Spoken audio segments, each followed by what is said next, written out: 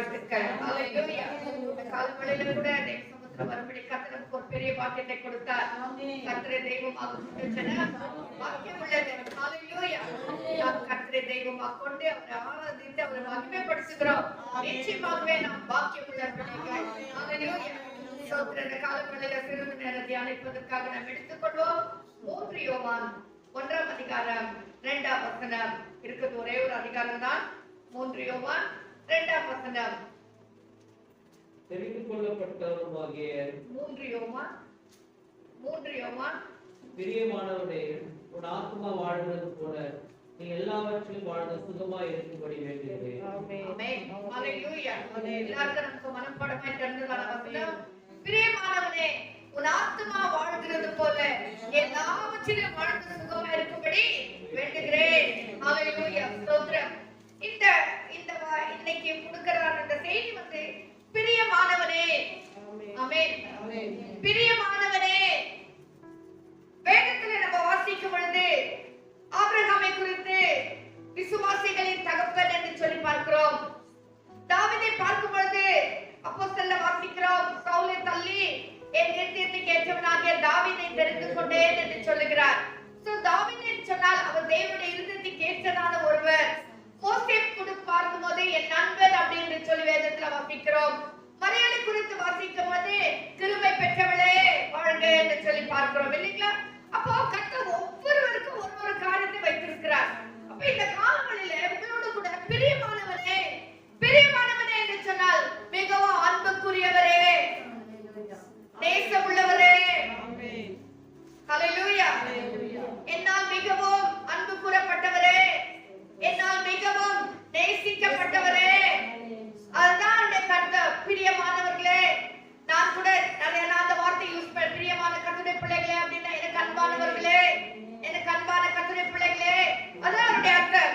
இங்க வந்து இந்த காலவழியில ஒரு சிலரை கர்த்தர் பிரியமானவனே என்று சொல்லி அழைக்கிறதை நாம் பார்க்கிறோம். அதாவது வாசிங்க தானியேலின் புத்தகம் 9ஆம் அதிகாரம் 23ஆம் வசனம். தானியேலின் புத்தகம் 9ஆம் அதிகாரம் 23ஆம் வசனம். நீ மிகவும் பிரியமானவர், ஆதலால் நீ வேண்டிக் கொள்ள தொடங்கின போதே கட்டளை வெளிப்பட்டது.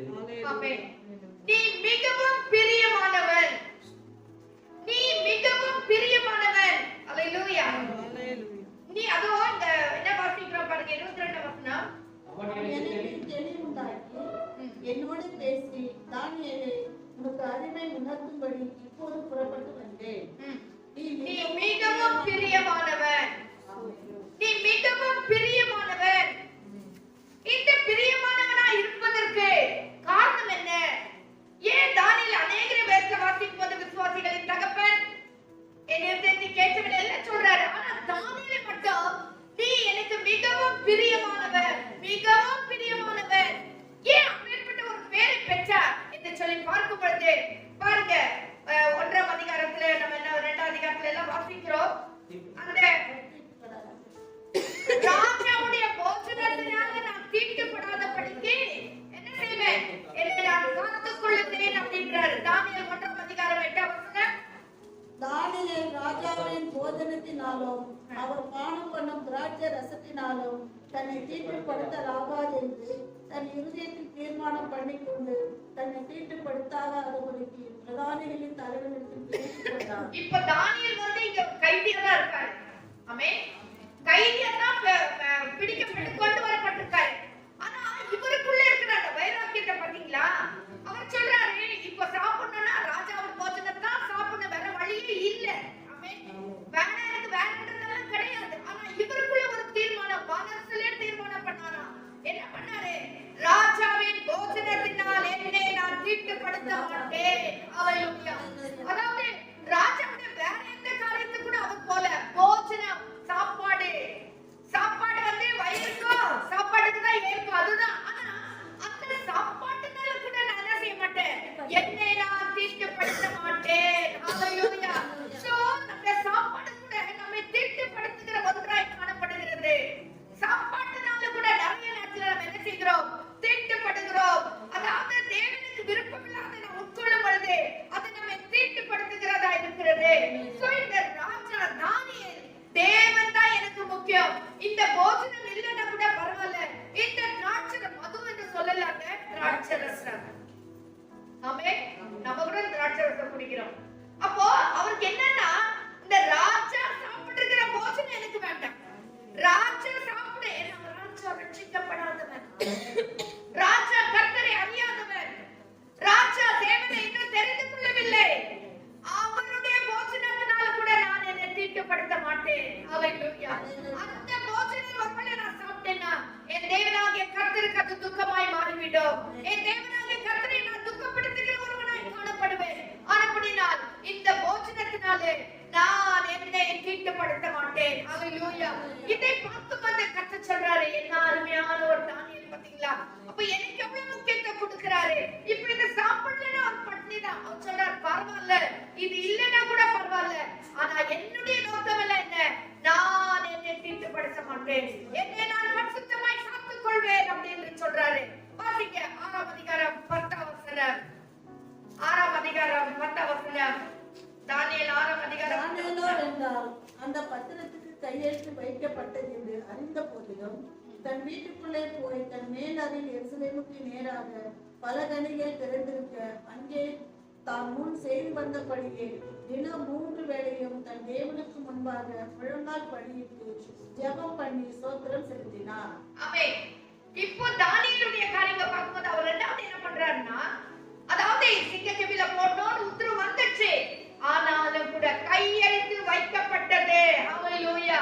நீ சிங்கக்கெபில தான் போடணும்னு ராஜா சைன் போட்டாரு, முடிஞ்சது. இனி அதுல இருந்து எதுவும் பண்ணவே முடியாது. அப்படி இருந்து கூட அவர் என்ன செய்தார்? பலகணிகள் திறக்கப்பட்டு எருசலேமுக்கு நேராக நோக்கி பலகணிகள் திறந்திருக்க, பலகணிகள் திறந்திருக்க அப்படின்னு என்ன அர்த்தம்? எப்பொழுதுமே ஆண்டவருக்கு இவருக்கு தொடர்பு கரெக்டா இருக்கு, தடை வரவே இல்ல. ஹல்லேலூயா. அப்போ தேவனோட இவர் சரியான ஒரு தொடர்பில் இருக்கிறதான ஒருவர், தேவனுக்கு இவருக்கு சரியான ஒரு கனெக்ஷன் இருக்கிறதான ஒருவர். ஹல்லேலூயா. திறந்திருக்க அவர் என்ன செய்தார்? அங்கே தான் முன் செய்து வந்தபடியே. அப்படின்னு என்ன அர்த்தம்? ஒவ்வொரு நாளும் தானியேல் தேவனை நோக்கி ஜெபிக்கிற ஒருவர், அவர் முன் செய்து வந்தபடியே அன்றைக்கும் கையெழுத்து வைக்கப்பட்டது என்று அறிந்திருந்தாலும் அன்றைக்கும் அவர் முன் செய்து வந்தபடியே தினமும் 3 வேளை ஜெபித்துக் கொண்டு வந்தார். ஹல்லேலூயா. தாவீது சொல்றார், காலையும் மாலையும் சாயங்காலமும் என்று சொல்லி அந்தி சந்தி மத்தியான வேளை. ஹல்லேலூயா. நான் கர்த்தரை துதிப்பேன் சொல்ற மாதிரி இங்க தானியேல் 3 வேளையும் அன்றைக்கு கூட ஜெபிக்கிறவராய் இருந்தார். முறுமுறுக்கிறவராய் இருக்கவில்லை. ஐயோ துக்கப்பட்டு உட்கார்ந்துக்கிற ஒருவராய் இருக்கவில்லை. தேவனை தூஷிக்கிற ஒருவராய் இருக்கவில்லை. ஏன் தேவன் எனக்கு இப்படி நான் ஜெபிக்கிறேனே, ஏன் எனக்கு இப்படிப்பட்ட பிரச்சனை என்று தேவனிடத்தில் கேள்வி கேட்கிறவரா ஒருவராய் இருக்கவில்லை. அவர் செய்ததெல்லாம் என்ன? முன் செய்து வந்தபடியே அவர் ஜெபிக்கிறவராய் இருந்தார். ஹல்லேலூயா. கர்த்தருடைய பிள்ளைகளே, நாமும் நம்முடைய வாழ்க்கையில பிரச்சனைகள் வரும்போது, போராட்டம் வரும்போது சோர்ந்து போய் விடுகிறோம், துக்கப்படுகிறோம், வேதனைப்படுகிறோம். சில நேரத்துல நம்ம ஒருவேளை சத்தம் சொல்ல நம்ம மனசுக்குள்ளவே சொல்லிக்கலாம், ஆண்டவரே இந்த மாதிரி எங்களுக்கு இரக்கம் செய்ய மாட்டேங்கிறாங்க, ஐயோ கர்த்தாவே இது முடியல ஆண்டவரே, ஆண்டவர்கிட்ட நம்ம சொல்லுவோம். ஆனா அப்படி அல்ல தானியேல். ஆண்டவரே ஹல்லேலூயா. அவர் முன் செய்து வந்தபடியே அவர் ஜெபிக்க ஆரம்பிக்கிறார். ஹல்லேலூயா. 9ஆம் அதிகாரம் தானியேல் 9ஆம் அதிகாரம். தானியேல் 9ஆம் அதிகாரம் 2ஆம் வசனம் வாசிக்கிறீங்களா? தானியேலாகிய நான் எருசலேமின் பாழ்கடிப்புகள் நிறைவேறி 70 வருஷம் செல்லும் என்று கர்த்தர் எரேமியா தீர்க்கதரிசியிடம் சொல்லிய வருஷங்களின் தொகையை புத்தகங்களால் அறிந்து கொண்டேன். நான் உபவாசம் பண்ணி ரெட்டிலும் சாம்பலிலும் உட்கார்ந்து எருசலேமின் பாழ்கடிப்புகள் நிறைவேறி தீர 70 வருஷம் செல்லும் என்று கர்த்தர் எரேமியா தீர்க்கதரிசியின் மூலமா சொல்லப்பட்ட வாக்கியத்தை இவர் அறிந்து கொண்டார். இவர் அறிந்து கொண்டவர், அப்பா 70 வருஷம் ஆகுமா எருசலேமை கட்டி எழுப்ப, எருசலேமுக்கு ஒரு நன்மை வரணும்னா 70 வருஷம் ஆகுமா? அதை கேட்ட உடனே இவருக்கு முடியல. அவர் என்ன செய்தார்? நான் உபவாசம் பண்ணி ரெட்டு விழுந்தி சாம்பலில் உட்கார்ந்து. ஹல்லேலூயா. தேவனாகிய ஆண்டவரை ஜெபத்தினால விண்ணப்பத்தினால தேட என் முகத்தை அவருக்கு நேராக்கி. ஹல்லேலூயா. என் முகத்தை அவருக்கு நேராக்கி அப்படின்னு என்ன அர்த்தம்? என்னுடைய கவனம் அவருக்கு நேராக சென்றது, என்னுடைய விண்ணப்பம் அவருக்கு நேராக சென்றது, என்னுடைய நோக்கம் அவருக்கு நேராக சென்றது, என்னுடைய குறிக்கோள் இயேசுவுக்கு நேராக சென்றது. குறிக்கோள் என்ன? ஒண்ணே எப்படி ஏன்னா அவர் அங்கிருந்து தான் கைதியாக பிடிக்கப்பட்டு வந்திருக்கிறார். அவருக்கு அந்த தன்னுடைய தேசத்தின் மேல் இருந்ததான ஒரு வைராக்கியம், தன்னுடைய ஜனத்தின் மேல் இருந்ததான ஒரு பாரம். ஹalleluya. அவர் என்ன செய்கிறார்? உபவாசம் பண்ணி ரெட்டிலும் சாம்பலிலும் உட்கார்ந்து எல்லாவற்றையும் வெறுத்து ஹalleluya ரெட்டிலும் சாம்பலிலும் உட்காருகிறார். யாருக்காக? என் ஜனத்துக்காக, எருசலேமுக்காக. ஐயோ, இனி 70 வருஷம் செல்லனா இது முடியாது கர்த்தாவே, என் ஜனத்துக்கு இறங்க வேண்டும் என்று சொல்லி திறப்பின் வாயில நிற்கிற ஒருவராக தானியேலை பார்க்கிறோம் இந்த இடத்துல. ஹalleluya. அவருடைய ஜெபம் கூட பாருங்க, அவர் என்ன செய்றார்? என் தேவனாகிய கர்த்தரை நோக்கி ஜெபம் பண்ணி பாவ அறிக்கை செய்த. யார் பாவம் செய்தாங்க? ஜனங்க செய்தாங்க. இவரு ஜனங்களுக்காக பாருங்க பாவ அறிக்கை செய்த. ஆண்டவரே, உம்மில் அன்பு கொண்டு உம்முடைய கற்பனைகளை கைக்கொள்ளுகிறவர்களுக்கு உடன்படிக்கையும் கிருபையும் காக்கிற மகத்துவம் பயங்கரமான தேவனே. அவர் என்னன்றாரு? நாங்கள் பாவம் செய்து இஸ்ரவேல் ஜனங்க பாவம் செய்தாங்க. ஆண்டவரே சொல்லவே இல்லை. நாங்கள் பாவம் செய்தோம். தேவ சமூகத்துல தன்னையும் ஒருவராக தாழ்த்துகிற ஒருவராக பார்க்கிறோம். சோ ஜெபத்துல ரெட்டில சாம்பலில உபவாசத்துல உட்கார்ந்து போட்டு பெரிய காரியம் இல்ல. நம்மை தாழ்த்த வேண்டும். அவர் தாழ்த்தி நாங்கள் பாவம் செய்தோம், அக்கிரமக்காரராய் இருந்து துன்மார்க்கமாய் நடந்து கலகம் பண்ணி என்னென்னலாம் இஸ்ரவேல் ஜனங்க பண்ணாலோ அதெல்லாம் இந்த இடத்துல சொல்றாரு. கலகம் பண்ணினோம், உங்களுடைய கற்பனைகளையும் உங்களுடைய நியாயங்களை விட்டு அகன்று போனோம். அடுத்த உங்களுடைய நாமத்தினாலே எங்கள் ராஜாக்களோடும் எங்கள் பிரபுக்களோடும் எங்கள் பிதாக்களோடும் தேசத்துடைய சகல ஜனங்களோடும் பேசின தீர்க்கதரிசிகளாகிய உங்களுடைய ஊழியக்காரருக்கு செவிகொடாமல் போனோம்.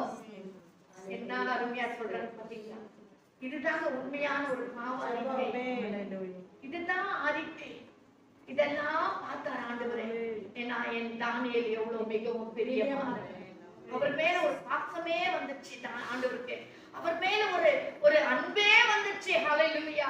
கடைசியில சொல்றார், நீ எனக்கு மிகவும் பிரியமானவனே, பிரியமான தானியேலே அப்படின்னு கூப்பிட ஆரம்பிக்கிறார்.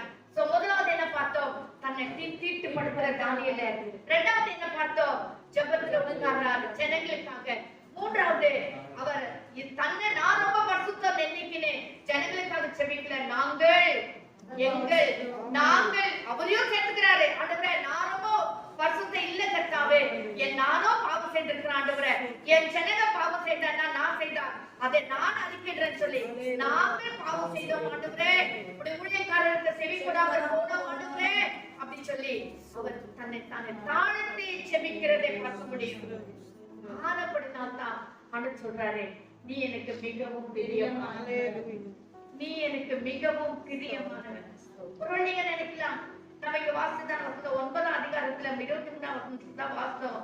ஆனா இதெல்லாம் 6ஆம் அதிகாரத்துல எல்லாம் நம்ம வாசிக்கிறோமே, இது எல்லாம் பார்த்துதான் ஆண்டவர் என்ன பண்றாரு? நீ எனக்கு மிகவும் பிரியமானவன், நீ எனக்கு மிகவும் பிரியமானவன். 9ஆம் அதிகாரம் 23ஆம் வசனத்தை எடுத்துக்கொள்வோம். நீ எனக்கு மிகவும் பிரியமானவன். ஆதலால் நீ வேண்டிக் கொள்ள தொடங்கின போதே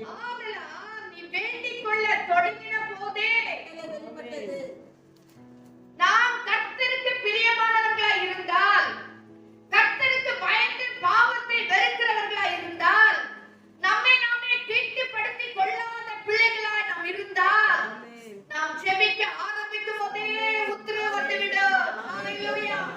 ஜெபத்துக்காக உட்கார்ந்து போராட வேண்டியதில்லை, நன்மைக்காக உட்கார்ந்து தேவ சமூகத்திலே கெஞ்ச வேண்டியதில்லை. ஓ 3 நாள் 4 உபவாசத்துல உட்கார வேண்டியது அவசியம் இல்லை. எப்போ நமக்கும் ஆண்டவருக்கும் தொடர்பு சரியா இருக்கோ, எப்போ நம்ம தேவனுக்கு பிரியமான காரியங்களை நாம் செய்கிறவர்களா இருக்கிறோமோ, அப்பவே நமக்கு உத்தரவு வந்துவிடும். ஹalleluya. எவ்வளவு நல்ல ஆண்டவர் பாத்தீங்களா? எத்தனை பேர் நீங்க நான் ஜெபத்தை கர்த்தர் கேட்கல, நான் ஜெபிக்கிற காரியத்துக்கு இன்னும் விடுதலை வரல, என் காரியம் இன்னும் நடக்கலன்னு சொல்லி வேதனையோட இருக்கீங்களா? அருமையான கர்த்தருடைய பிள்ளைகளே, நாமே ஒரு முறை கூட நம்ம நிதானித்து பார்க்கும் பொழுது, ஆராய்ந்து பார்க்கும் பொழுது, எங்க நான் தவறு பண்ணுகிறேன், எங்க நான் தேவனை துக்கப்படுத்திட்டு இருக்கேன், நம்ம கொஞ்சம் யோசித்து பார்த்தா கர்த்தர் நமக்கு வெளிப்படுத்துவார். இதனால்தான் உன் ஜெபம் கேட்கப்படல, இதனால்தான் இன்னொன்னு பதில் வரலன்னு ஒருவேளை ஆவியானவர் நம்மோடு பேசுகிறவராய் இருக்கலாம். ஹalleluya. கர்த்தருடைய பிள்ளைகளே, இந்த இடத்துல தானியேலுடைய வாழ்க்கையில பாருங்க, ஒண்ணே இது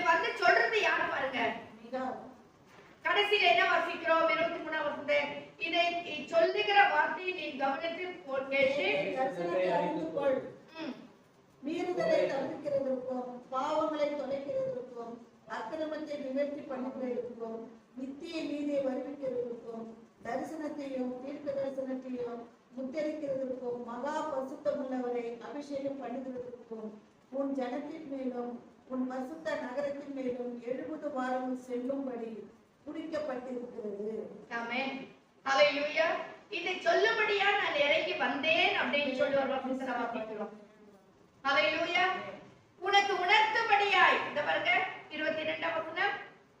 அவன் எனக்கு தெளிவு உண்டாக்கி என்னோட பேசி தானியேலே உனக்கு அறிவை உணர்த்தும்படி இப்பொழுது புறப்பட்டு வந்தேன். ஹalleluya. ஆமென். சோ நம்முடைய ஜெபத்துக்கு நீ ஜெபிக்க முன்னமே உத்தரவு வந்துச்சு. அதை நான் உனக்கு கொடுக்கும்படியாய் சொல்லும்படியாய் உனக்கு ஒரு தெளிவை உண்டாக்கும்படியாய் உனக்கு உணர்த்தும்படியாய் நீ ஜெபிக்கிற ஜெபம் வீணா போல உடனே பதில் வந்துச்சு. உனக்கு உணர்த்தும்படியாய் உன்னோட இணைப்படும்படியாய் உன்னோட பேசும்படியாய் உனக்கு காரியங்களை வெளிப்படுத்தும்படியாய் தேவன் உன்மேல் வைத்திருக்கிற சித்தத்தை உனக்கு வெளிப்படுத்தும்படியாய் நான் இறங்கி வந்தேன். ஹalleluya.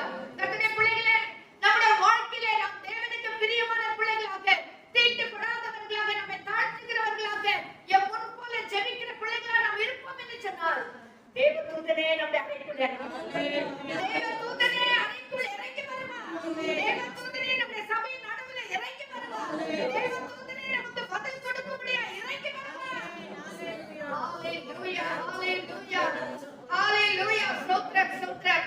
தேவனாகிய கர்த்தர் அவர் சொல்றாரு, இதெல்லாம் உனக்கு சொல்லும்படியா தான் நான் இறங்கி வந்தேன். சோ ஒரு கர்த்தருடைய பிள்ளைக்கு பிரியமா இருந்தால் அந்த ஜெபத்துக்கு உடனே பதில் வந்துடும். இரண்டாவது தேவதூதனே இறங்கி வருவார். ஹalleluya. உணர்த்தும்படியாக தரிசனங்களை வெளிப்படுத்தும்படியாய் நான் இறங்கி வந்தேன் என்று சொல்லுகிறார். 24ஆம் வசனத்துல வாசிக்கிறோம். இந்த இப்போ வாசித்த நம்ம அது என்ன தெரியுமா? வெளிப்படுத்துகிற விசேஷத்துடைய ரகசியங்களை கட்ட வெளிப்படுத்துகிறார். தேவனுடைய ரகசியங்களை கூட கர்த்தருடைய பிள்ளைகளுக்கு வெளிப்படுத்துகிறவராய் இருக்கிறார். ஹalleluya. கர்த்தருடைய பிள்ளைகளே, நம்முடைய வாழ்க்கையில இன்னும் தானியேலை போல ஜெபம் இல்ல. ஆனா என்னையும் சேர்த்து தான் சொல்லுகிறேன். இந்த நாட்களில் அப்படிப்பட்ட ஜெபம் நம்முடைய வாழ்க்கையில இல்ல. அப்படிப்பட்ட தாகம் நம்முடைய வாழ்க்கையில இல்ல. போன வாரம் நம்ம கேட்ட மாதிரி அப்படிப்பட்டதான ஒரு ஆவிக்குரிய ஒரு எப்படி சொல்றது பசி ஹங்கர் இல்ல நம்முடைய வாழ்க்கையில.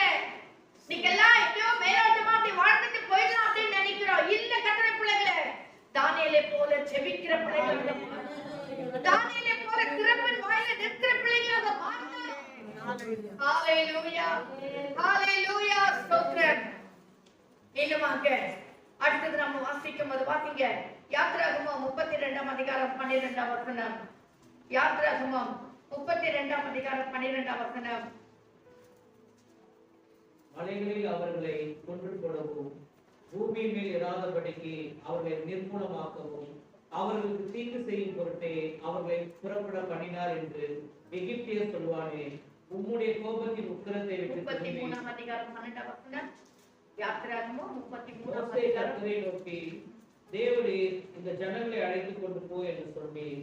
ஆகிலும் என்னோட கூட இன்னாரை அனுப்புவேன் என்பதை. யாத்ராகமம் 33ஆம் அதிகாரம் 12ஆம் வசனம். பென்யமீனை குறித்து எடுத்துங்களா? உபாகமம் 33ஆம் அதிகாரம் 12ஆம் வசனம். உபாகமம் 33ஆம் அதிகாரம் 12ஆம் வசனம். ஒருவரே அவனை வழி நடத்தினார். பென்யமீனை குறித்து அந்த கர்த்தருக்கு பிரியமானவன் அவரோடு சுகமாய் தங்கியிருப்பான். அவனை என்றாலும் அவர் காப்பாற்றி அவன் எல்லைக்குள்ளே வாசமாய் இருப்பார். இங்கே நம்ம வாசிக்கும் போது பென்யமீனை குறித்து நம்ம வாசிக்கிறோம். இது யோசேப்புடைய சகோதரர்ல ஒருவர் தான் இந்த பென்யமீன். இந்த அதிகாரத்துல நம்ம வாசிக்கும் போது ஒருவரை குறித்து ஒரு பிள்ளைகளை குறித்து ஆண்டவர் ஆசீர்வாதங்களை சொல்லுகிறதை நாம் பார்க்கிறோம். ஆனா அந்த பென்யமீனை குறித்து நம்ம வாசிக்கும் போது கர்த்தருக்கு பிரியமானவன், கர்த்தருக்கு பிரியமானவன்.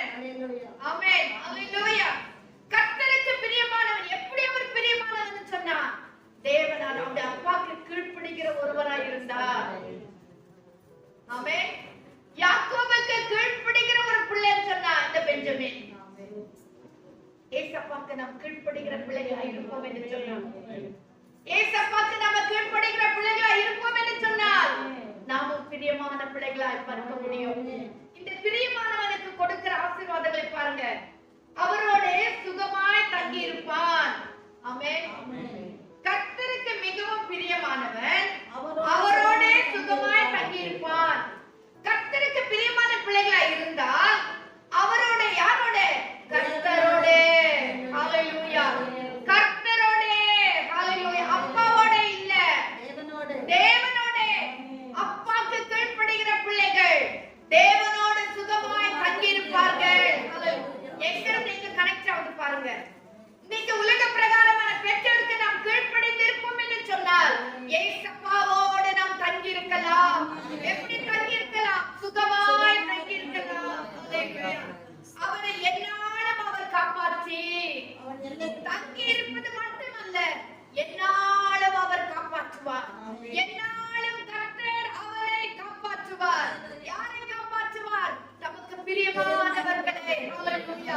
உங்க பக்கத்துல இருக்கிறவங்களை பார்த்து சொல்லுங்க, நீங்க கர்த்தருக்கு பிரியமானவங்க, நீங்க கர்த்தருக்கு மிகவும் பிரியமானவர்கள். ஹalleluya. அது சொல்லும்போதே நமக்கு எவ்வளவு சந்தோஷம் வருது. ஆமென். ஹalleluya.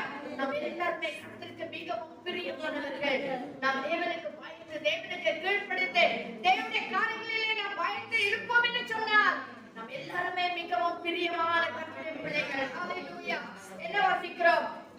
அவனை என்னாலும் அவர் காப்பாற்றி அவன் எல்லைகளுக்குள்ளே வாசமாய் இருப்பார். என்ன ஒரு அருமையான வார்த்தை பாத்தீங்களா? கர்த்தருக்கு பயன்படுகிற பிள்ளைகளுடைய எல்லைகளுக்குள்ளே வீட்டுக்குள்ளே வாசமாய் இருப்பார். அக்கௌண்ட்டுக்குள்ளே வாசமாய் இருப்பார். பொருட்களுக்குள்ளே வாசமாய் இருப்பார். ஹalleluya. கர்த்தருடைய பிள்ளைகளே, நாம் கர்த்தருக்கு பிரியமானவர்களா இருந்தால் என்னாலும் கர்த்தர் நம்மோடு நம்மை காப்பாற்றி நம்முடைய எல்லைகளுக்குள்ளே கர்த்தர் வாசமாய் இருப்பார். என்ன ஒரு அருமையான வாக்குத்தத்தம் பாத்தீங்களா? அருமையான ஒரு வார்த்தை பாத்தீங்களா? இன்னைக்கு பெஞ்சமினை குறித்து மாத்திரமல்ல, நம் ஒவ்வொருவருக்கும் அந்த வார்த்தை உரியதுதான். நம்ம எல்லாம் அதை எடுத்துக்கொள்ள வேண்டும். எப்போ தேவனுக்கு பிரியமான பிள்ளைகளா நடந்தால் சொல்லலாமே, நம்ம ஜெபிக்கும் போது கூட சொல்லலாம், ஆண்டவரே பெஞ்சமினுக்கு இப்படிப்பட்ட வாக்குத்தத்தத்தை கொடுத்தீரேன், வா என்னையும் ஒரு பிரியமான மகனா மாற்றி. இன்னைக்கு பாருங்க, அவரோட சுகமா தங்கி இருக்கிறது ரொம்ப அவசியம். நமக்கு ஒரு காப்பாற்றுதல் ரொம்ப அவசியம். இன்னைக்கு உலகத்துல பாதுகாப்பு இல்லைன்னு சொன்னா உலகத்துல நம்ம வாழவே முடியாது. சோ கர்த்தர் நம்மை காப்பாற்ற வேண்டும். அடுத்து என்ன வாசிக்கிறோம்? எல்லைகளுக்குள்ளே வாசமா இருக்கணும். தேவன் நம்முடைய வீட்டுக்குள்ள வாசமா இருந்தால் தாங்க நமக்கு ஆசீர்வாதம். ஆமென். ஹalleluya. கர்த்தர் நம்முடைய வீட்டை ஆசீர்வதிக்கணும்னா கர்த்தர் நம்முடைய வீட்டுக்குள்ள அவர் வாசமா இருக்கணும். நம்ம கையில செய்கிற வேலைகளை ஆசீர்வதிக்கணும்னா கர்த்தர் நம்முடைய வீட்டுக்குள்ள வாசமா இருக்கணும். அவர் வாசமா இருப்பதற்கு நாம் இடம் கொடுக்கணும். ஹalleluya. கர்த்தர் பிள்ளைகளே, நம்ம எப்போ ஏசப்பாக்கு கீழ்ப்படிக்கிறோமோ இந்த ஆசீர்வாதங்களை எல்லாம் நாம் பெற்றுக்கொள்ள முடியும். ஹalleluya. இப்பொழுது ஒரு வசனத்தை வாசிங்க. சங்கீதங்களின் புத்தகம் 127 அதிகாரம் 3 வசனம். சங்கீதங்களின் புத்தகம் 127:3. இதோ பிள்ளைகள் கர்த்தரால் வரும் சுதந்திரம். நீங்கள் அதிகாலையில் எழுந்து நேரப்பட வேளையில் தரித்து வருத்தத்தின் அப்பத்தை சாப்பிடுகிறதோ விருதா. அவரே நமக்கு பிரியமானவனுக்கு நித்திரை அளிக்கிறார். அவரே தமக்கு பிரியமானவனுக்கு நித்திரை அளிக்கிறார். ஹalleluya. பிரியமானவனுக்கு கர்த்தர் நித்திரை அளிக்கிறார். ஹalleluya. நல்ல தூக்கம். கர்த்தருடைய பிள்ளைகள் ஓரளவுக்கு நம்ம எல்லாம் படுத்த உடனே தூங்கிடுவோம். ஆமென். நல்ல நித்திரை கர்த்தர் தருகிறார். அது நம்முடைய சரீரத்துக்கு ரொம்ப ஆசீர்வாதமாக மாறுகிறது. ஆமென்.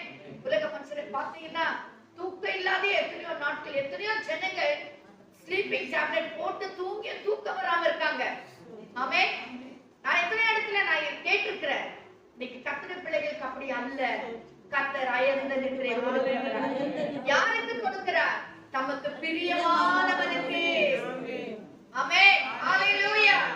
தமக்கு தம்முடைய சித்தத்தை நிறைவேற்றுகிற பிள்ளைகளுக்கு, தமக்கு பயந்து இருக்கிற பிள்ளைகளுக்கு, தம்மோடு இசைந்து இருக்கிற பிள்ளைகளுக்கு, அதாவது தேவனோடு நம்ம வாசமா இருக்கிற பிள்ளைகளுக்கு, தேவனுக்கு நமக்கு இருக்க தொடர்பை நாம் காத்துக் கொள்ளுகிற பிள்ளைகளுக்கு, அதிகமா ஜெபிக்கிற பிள்ளைகளுக்கு, அதிகமா வேதத்தை வாசித்து கர்த்தரோடு இசைந்து இருக்கிற பிள்ளைகளுக்கு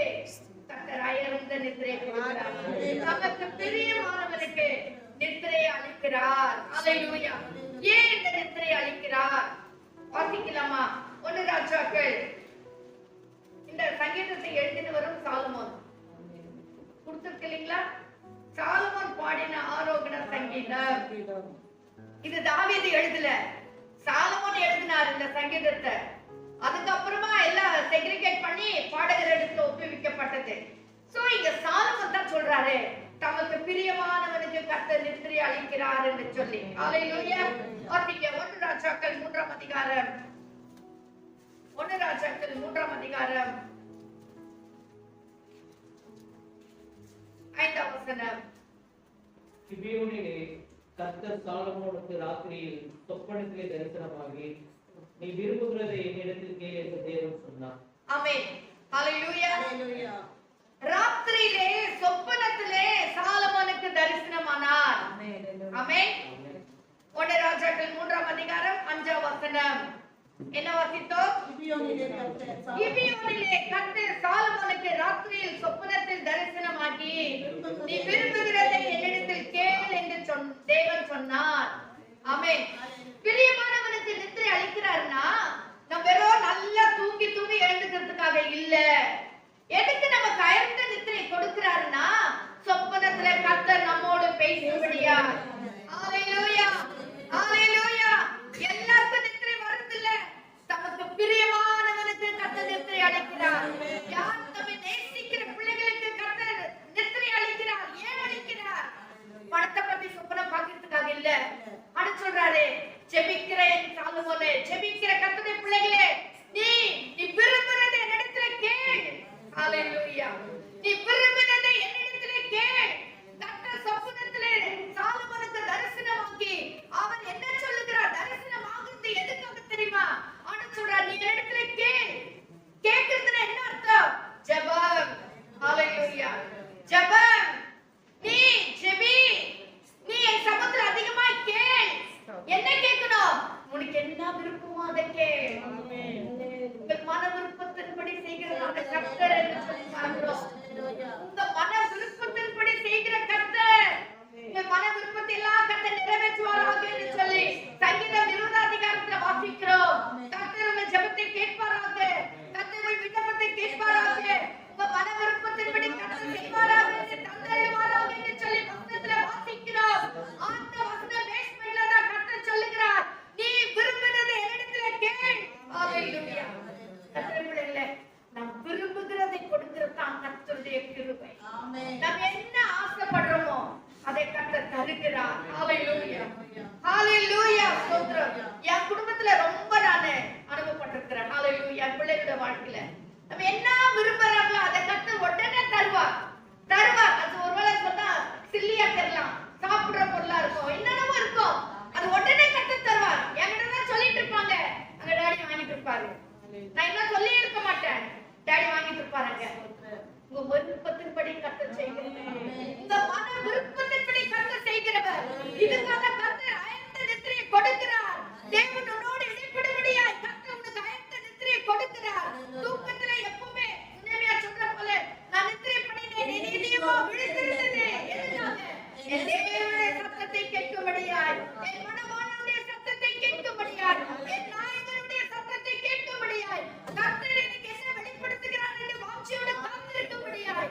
கர்த்தர் பிள்ளைகளே, உனக்கு அதுக்காக தான் கர்த்தர் அயர்ந்த நித்திரையை கொடுக்கிறார்.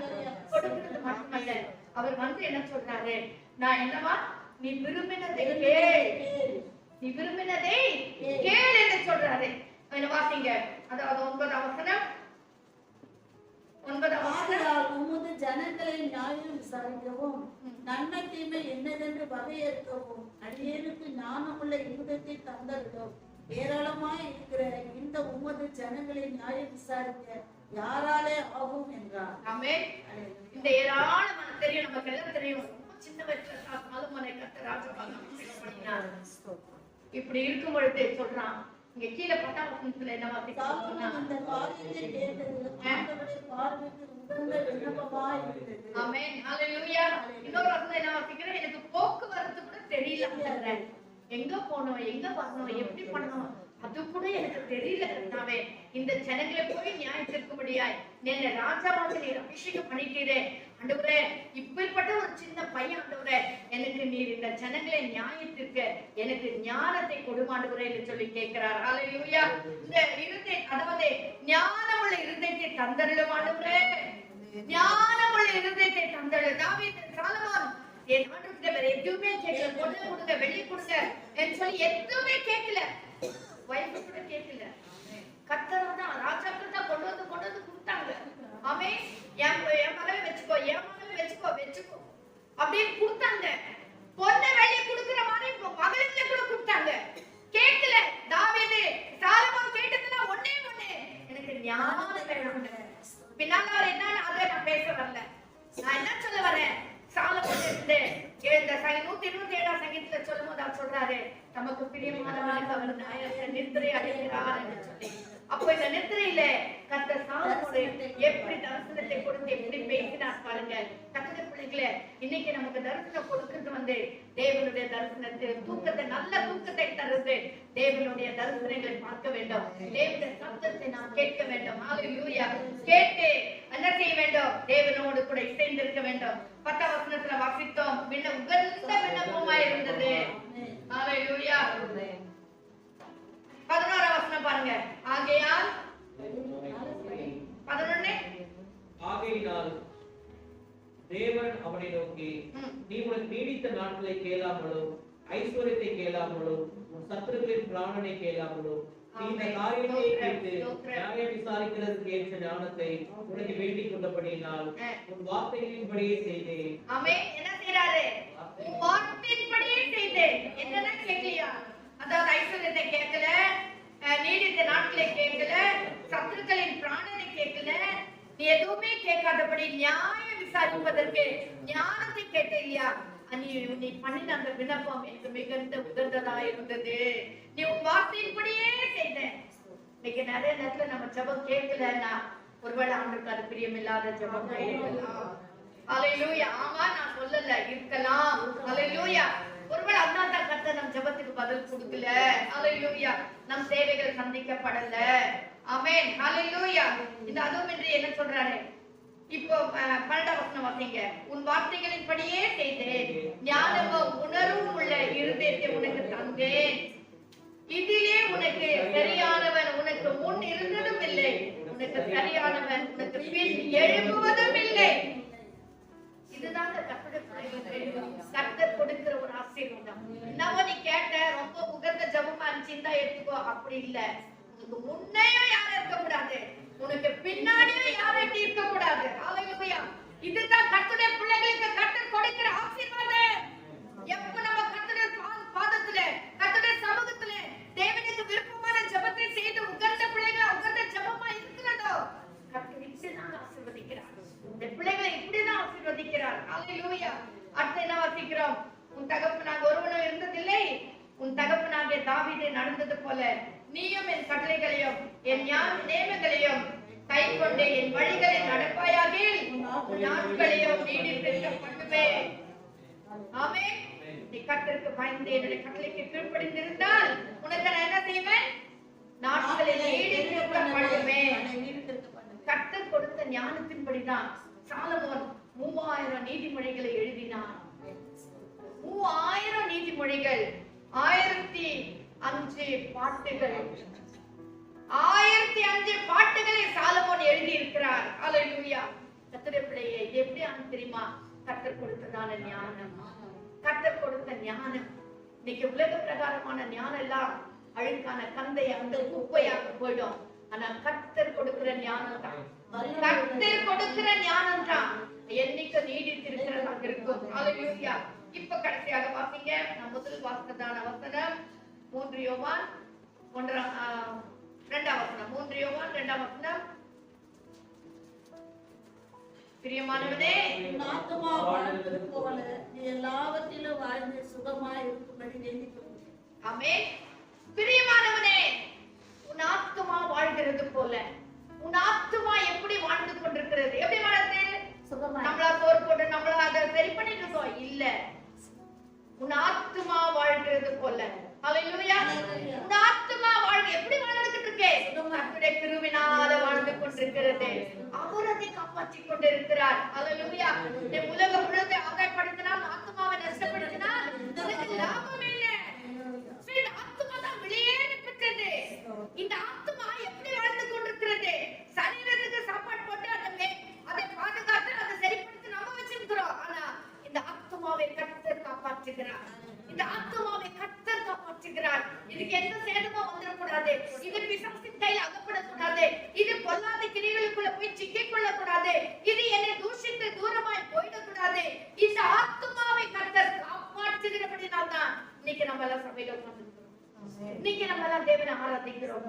இன்னைக்கு நம்ம எல்லாம் தேவனோட அப்பா பிதாவை கூப்பிடுகிறோம். ஏன்? இந்த ஆத்துமா கர்த்தருடையது. இந்த ஆத்துமாவை கர்த்தர் காப்பாற்றிக் கொண்டிருக்கிறார். அப்பா சொல்றாரு, இந்த ஆத்துமாவுக்கு எந்த கேடும் வராதபடி கர்த்தர் காப்பாற்றிக் போல இந்த ஆத்துமா வாழ்கிறது போல நீ எல்லாவற்றிலும் வாழ்ந்து எப்படியா இருக்கணும்? சுகமாய் இருக்கணும். நீ எல்லாவற்றிலும் வாழ்ந்து சுகமாய் இருக்கும்படி வேண்டுகிறேன். ஹல்லேலூயா. நீ உன் ஆத்துமா வாழ்ந்தா மட்டும் போதாது, நீ உன் சரீரம் கூட வாழ வேண்டும். சரீரம் மட்டும் இல்லைங்க, உன் பணம் நல்லா வாழணும், இந்த பொருளாதார நிலைமை நல்லா வாழணும், உன்னுடையதான செல்வாக்கு நல்லா வாழணும். ஹல்லேலூயா.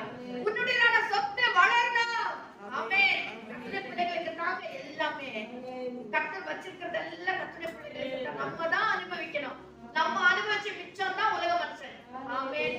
இன்னைக்கு நம்ம எல்லாம் கோட்டை விட்டுட்டு இன்னைக்கு உலக மனுஷன் ஓன் சத்து எல்லாத்தையும் அனுபவிச்சிருக்கிறான். இல்ல, கர்த்தருடைய பிள்ளைகளுக்கு தான் சொந்தம். கர்த்தர் எல்லாவற்றிலும் நீ வாழ்ந்து சுகமா இருக்கணும் வேண்டுகிறேன். அவரோட அப்போஸ்தலனாகிய யோவான் இதை எழுதினாலும் ஆவியாருடைய விருப்பம் என்ன தெரியுமா? எல்லாவற்றிலும் நாம் வாழ்ந்திருக்க வேண்டும்.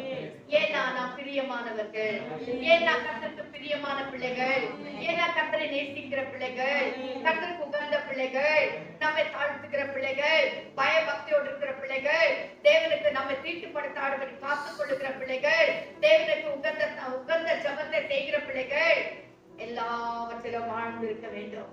எல்லாவற்றிலும் வாழ்ந்து நம்ம சுகமாய் இருக்கணும்னு சொல்லி ஆவியானவர் நமக்காக ஒவ்வொரு நாளும் வேண்டுதல் செய்து கொண்டிருக்கிறார். ரோமர் 8ஆம் அதிகாரத்துல வாசிக்கிறோம், வாக்கு கடங்காத பெருமூச்சுகளோடு ஆவியானவர் நமக்காக வேண்டுகிறாரா? ஆமென். வாசிங்க ரோமர் 8ஆம் அதிகாரம் 26ஆம் வசனம். அந்தபடியே நம்முடைய பலவீனங்களை ஆவியானவர் தாமே ವಾಕು ಕಡಕಾದ ಬೆರುಮುಚ್ಚುಗಳವರು ಹಾಗೆ ಪವಿತ್ರ ಆತ್ಮನು ಸಹ ನಮ್ಮ ಆಸಕ್ತಿಯನ್ನು ನೋಡಿ ಸಹಾಯ ಮಾಡುತ್ತಾನೆ. ಏಕೆಂದರೆ ನಾವು ತಕ್ಕ ಪ್ರಕಾರ ಏನು ಬೇಡಿಕೊಳ್ಳಬೇಕು ನಮಗೆ ಗೊತ್ತಿಲ್ಲದಿದ್ದರಿಂದ ಪವಿತ್ರ ಆತ್ಮನು ತಾನೇ ಮಾತಿಲ್ಲದಂತ ನರಳಾಟದಿಂದ ನಮಗೋಸ್ಕರ ಬೇಡಿಕೊಳ್ಳುತ್ತಾನೆ. பாத்தீங்களா? நமக்காக வேண்டிக் கொள்ளுகிற ஆவியானவர் இருக்கிறார். ஆவியானவர் நமக்காக நம்முடைய பலவீனங்களை நமக்கு உதவி செய்கிறார்.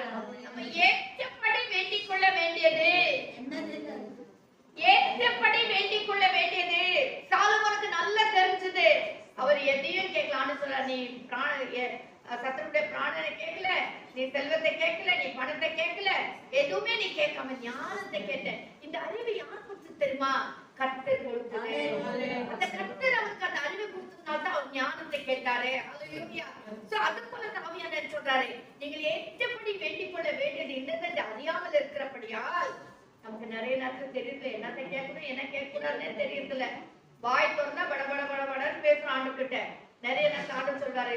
இந்த யோசுவா பார்த்து சொன்னார்ல, நீ எழுந்திரே முகக்குப்புற விழுந்து கிடக்கிறது என்ன அப்படின்ற மாதிரி ஆண்டு நம்மளை பார்த்து கூட சொல்வாரு. நம்ம கேட்கல, நம்ம கவனமா அதை கவனிச்சு கேட்கறது இல்ல. ஆண்டு என்ன சொல்றாரு? ஆவியானவர் நாம் ஏற்றபடி வேண்டிக் கொள்ள வேண்டியது என்னதென்று அறியாமல் இருக்கிறபடியால் ஆவியானவர் தாமே வாக்கு கடங்காத பெருமூச்சுகளோடு.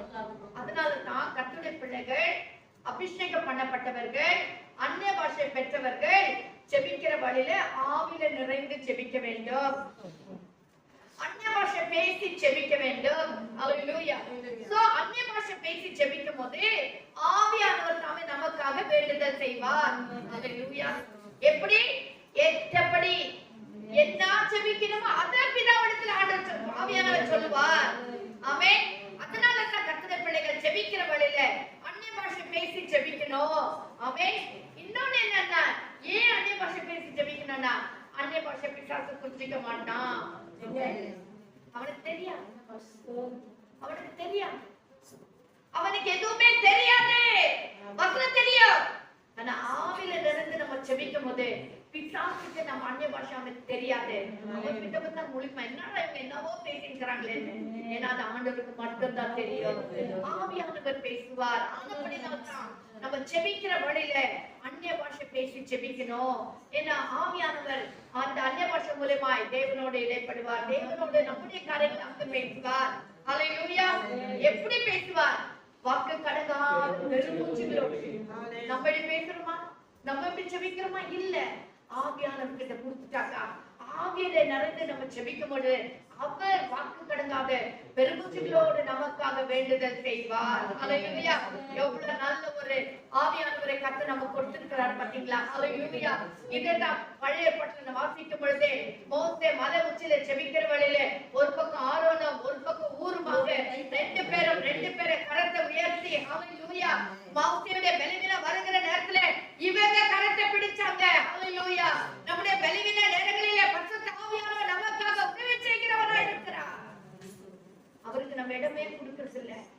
நம்ம இடத்தை கொடுக்கணும். ஆவியானவருக்கு நம்ம இடத்தை கொடுக்கணும். ஆவியானவர் நமக்காக பேசுவார். அவர் நமக்காக வழக்காடுவார். அவர் பிசாசுக்கு எதிர்த்து நிற்பார். அவர் பிசாசோட பேசுவார். என் பிள்ளை இப்படிதான் சொல்லி நமக்காக ஒரு லாயரை போல நின்று நமக்காக வழக்காடுவார். ஹல்லேலூயா. ஹல்லேலூயா. கர்த்தருடைய பிள்ளைகளே, நம்முடைய வாழ்க்கையில தேவனுக்கு பிரியமான பிள்ளைகளா இருக்க நாம் கற்றுக்கொள்வோம். ஆமென். விசுவாசிகளின் தகப்பன் கரெக்ட் தான். நண்பனா இருந்தது கரெக்ட் தான். இருந்தது ஏற்றமா இருந்தது நல்லதுதான். ஆனா பிரியமான பிள்ளைகளுக்கு எத்தனை ஆசீர்வாதங்களை பார்த்து பாருங்க. நீ பிரியமான கர்த்தருடைய பிள்ளையா நடந்து கொண்டால் தேவதூதனே உனக்காக இறங்கி வருவார். தேவதூதனே உனக்காக இறங்கி வருவார். கர்த்தருடைய பிள்ளைகள் ஜாக்கிரதையாக அன்பாக, அதாவது ஜாக்கிரதைன்னு சொன்ன உடனே எப்படி தப்பா எடுக்காதீங்க. நம்ம ஆவிக்குரிய வாழ்க்கையில ஒரு எச்சரிக்கையாக ஜாக்கிரதையாக இந்த ஆவிக்குரிய வாழ்க்கையை மெயின்டைன் பண்ணும்போது நிச்சயமாய் இன்னைக்கு வாசதான எல்லா வசனங்களும் நமக்கு ஆசீர்வாதங்களை நம்மை வந்து சேரும். ஹல்லேலூயா. கண்களை செபிக்கலாமா? ஹல்லேலூயா. இன்னைக்கு ஆவியானவர் நம்மளை பார்த்து சொல்வாரா? பிரியமான மகளே, பிரியமான மகனே என்று சொல்வாரா? அல்லது நம்மளை பார்த்து துக்கப்படுகிறவராய் இருப்பாரா? நம்மை பார்த்து ஒருவேளை வேதனைப்படுகிறவராய் இருப்பாரா? ஒரு நம்ம நிலைமை எப்படி இருக்கு? நம்ம எந்த இடத்துல இருக்கிறோம்? ஹல்லேலூயா. ஹல்லேலூயா. தேவ சமூகத்துல நம்ம அர்ப்பணிக்கலாமா? தானியேலை போல என்ன வந்தாலும் சரி, ராஜாவுடைய போஜனத்தினால நான் தீட்டுப்படுத்த மாட்டேன். அது கூட நம்ம போன வாரம் பார்த்த மாதிரி கர்த்தரை விட தூர போறதுக்கு காரணம் என்ன தெரியுமா? சாப்பாடு. அதுலதான் ஆதாம் ஏவாள் விழுந்து விட்டாங்க. போஜனமா தண்ணியும் தான். ஹல்லேலூயா. எலியாவை குறிச்சு பார்க்கும்போது அப்பத்தை இறைச்சி தின்னுட்டு மீண்டுமா தூங்கி போயிட்டாரு. ஹல்லேலூயா. இல்ல, கர்த்தருடைய பிள்ளைகள் எழுந்திருக்க வேண்டும். நான் தீட்டுப்பட மாட்டேன். நான் என்னை காத்துக் கொள்வேன். ஹல்லேலூயா. ராஜாவுடைய காரியம் எதுவா இருந்தாலும் சரி, என்னை நான் காத்துக் கொள்வேன். நான் தேவனுக்கு பரிசுத்த, என் நெற்றியிலே இது தேவனுக்கு பரிசுத்தம் என்று சொல்லி எழுதப்பட்டிருக்கிறது. ஆவியானவர் முத்திரை போட்டு வச்சிருக்காரு. நான் இதை செய்ய மாட்டேன், நான் இதை தொட மாட்டேன், நான் இதை தொழுக மாட்டேன், நான் இதுக்காக கை எடுக்க மாட்டேன், நான் இதுக்காக எந்த காரியத்தை செய்ய மாட்டேன், நான் இதை என் வாயினால் உச்சரிக்க மாட்டேன்.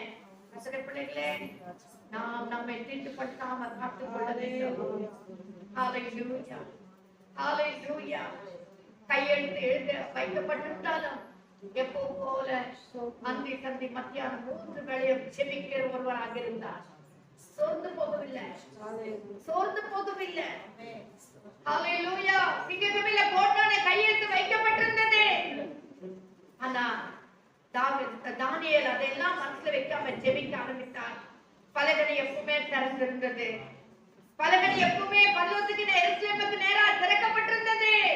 ஆனா புதிய எருசலேமாகிய பரலோகம் அவர் சிங்ககவில போடப்பட்ட பொழுதுதான் கர்த்தர் சிங்கங்களின் வாயை அடைத்தார். வாழ்க்கையில வரக்கூடிய பிரச்சனைகள், வாழ்க்கையில வரக்கூடியதான சத்துருக்களுடைய பேச்சுகள் அடைக்கப்படணுமா? தேவ சமுத்திர ஜெபிக்கிற ஒரு பிள்ளைகளாக நாம் மாறுவோம். கர்த்தர் நமக்கு விரோதமா எழுப்புகிற ஆட்களை கர்த்தர் சந்திப்பார். விரோதமா எழுப்புகிற கர்த்தர்களை கர்த்தர் முறியடிப்பார். சிங்கம் போல எவனை விழுங்கலாம் என்று வகை தேடி சுற்றித் திரிகிற அந்தகார கிரியைகள் வாய்களை கர்த்தர் கட்டுவார். கர்த்தர் ஒன்றும் இல்லாமல் ஆக்கி விடுவார். அருமையான தேவ ஜனமே, கர்த்தருடைய கரத்திலே ஒரு முறை கூட அர்ப்பணிக்கலாமா? ஹalleluya, hallelujah, hallelujah, hallelujah. பெஞ்சமின் கர்த்தருக்கு கீழ்ப்படிகிற ஒருவர்.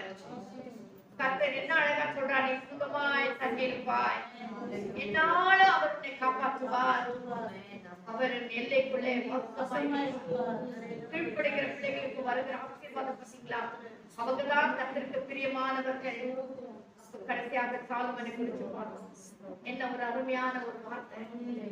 கர்த்தருடைய பிள்ளையே, உன் ஆத்துமா வாழ்கிறது போல எல்லாவற்றிலும் வாழ்ந்து சுகமாயிருப்படி வேண்டுகிறேன் என்று கர்த்தருடைய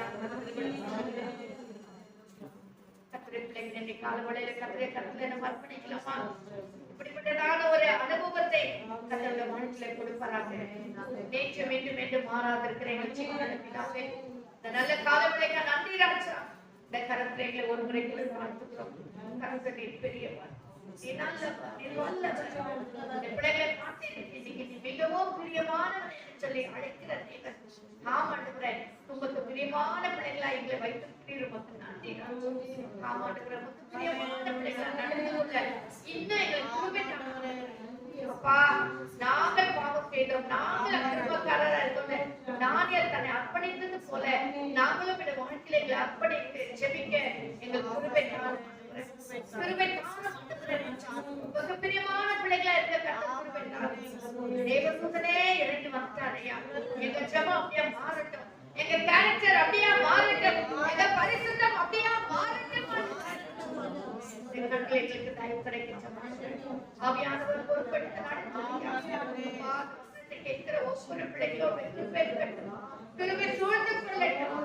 இந்த வார்த்தை பிள்ளைகளை உற்சாகப்படுத்தட்டும். ஹalleluya, தைரியப்படுத்தட்டும். நானும் தானியேலை போல, பென்யமீனை போல, சாலமோனை போல வாழ்ந்து கிருபை தார வேண்டும் ஜெபிக்கிற பிள்ளைகளை மாற்றணும். இல்லை தாழ்த்துகிற ராஜாவே, மற்ற நடத்தின தேவனுக்கு நன்றி ராஜா. கொஞ்ச நேரம் நாங்கள் திறப்பை வாழ்ந்ததற்கு அநேக ஜெபிக்க போறோம்.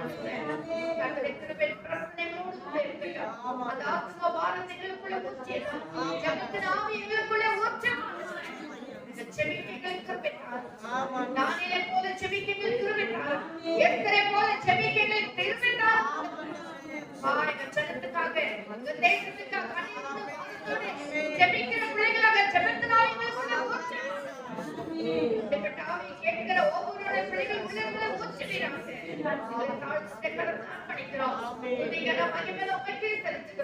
இயேசுவின் இன்ப நாமத்தில் ஜெபிக்கிறோம் எங்கள் ஜீவனுள்ள பிதாவே. ஆமென். ஆமென். ஹalleluya. கர்த்தர் தாமே இந்த வசனங்களை நமக்கு ஆசீர்வதித்து கொடுப்பாராக.